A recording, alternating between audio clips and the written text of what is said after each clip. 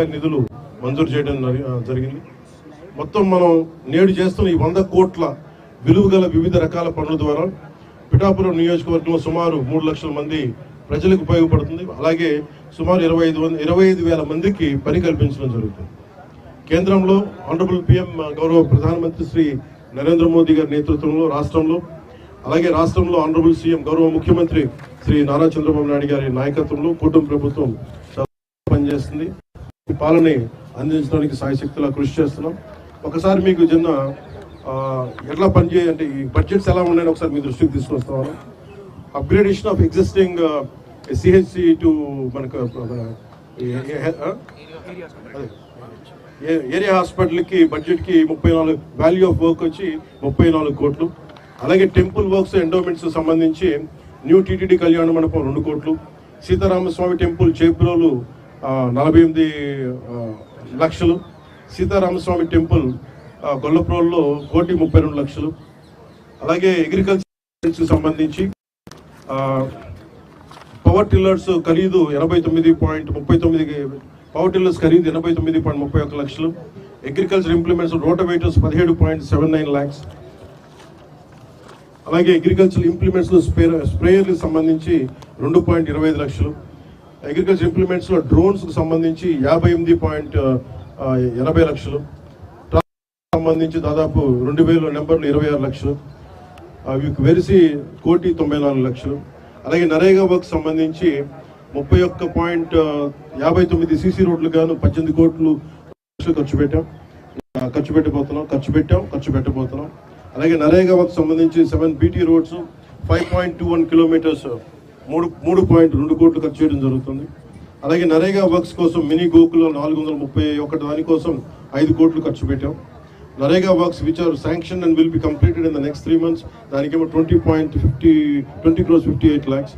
అలాగే developmental works at Jaggai Cheruvu colony of Pithapuram from housing department 50 lakhs, MP LADS నుంచి Kakinada department మన జిల్లా నిధుల నుంచి రూపాయలు వెరసి ఇవన్నీ 47 కోట్ల 62 లక్షలు. అలాగే స్వింగ్ మెషిన్స్ దాదాపు 3,456, దీన్ని 8.64 అంటే 8 కోట్ల 64 లక్షలు ఖర్చు చేశాం.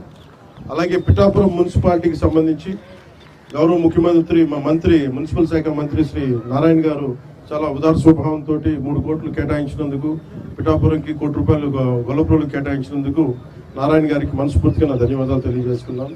అలాగే పిఠాపురం మున్సిపాలిటీకి 3 కోట్లు, గొల్లప్రోలు మున్సిపాలిటీకి 1 కోటి రూపాయలు అందజేసి ఓవరాల్గా టోటల్ 9 నెలల సమయం లోపే, ఇంకా సంవత్సరం సమయం లోపే మేము దాదాపు 100 కోట్లు పైగా ఖర్చు పెట్టడం జరుగుతూ ఉంది.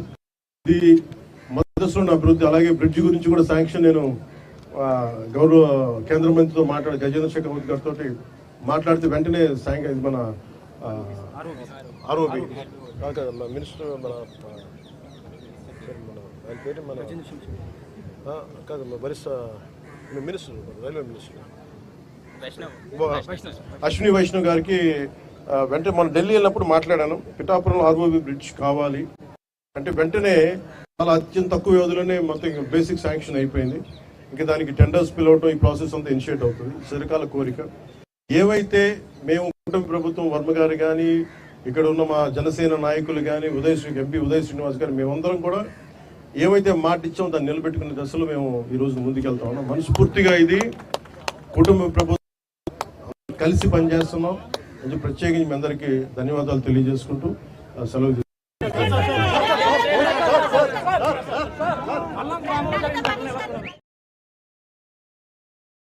శిక్షణ పథకాన్ని ప్రారంభించింది. 45, 60, 90 రోజుల పాటు నిర్వహించే శిక్షణకు ఎంపికైన శిక్షణా సంస్థ STPలు అందిస్తున్నాయి. ఈ పథకంలో భాగంగా పిఠాపురం నియోజకవర్గంలోని 3,456 మహిళలకు 8.64 కోట్ల విలువైన కుట్టు మిషన్లు నేడు పంపిణీ చేయడం జరుగుతూ ఉంది. అకాల వర్షాల ప్రభావాన్ని తగ్గించేందుకు పిఠాపురం నియోజకవర్గంలోని చిన్న సన్నకారు రైతులు ధాన్యాన్ని రక్షించేందుకు 26 లక్షల వ్యయంతో 2,000 టార్పాలిన్లను సిద్ధం చేసి నేడు ఉచితంగా రైతులకు అందజేయడం జరుగుతుంది. ఇందులో 1,000 టార్పాలిన్లు 13 లక్షలు ONGC వారి కార్పొరేట్ సోషల్ రెస్పాన్సిబిలిటీ నిధులు 1000 టాపాలీలు జిల్లా నిధులతోటి సమకూర్చడం జరుగుతుంది.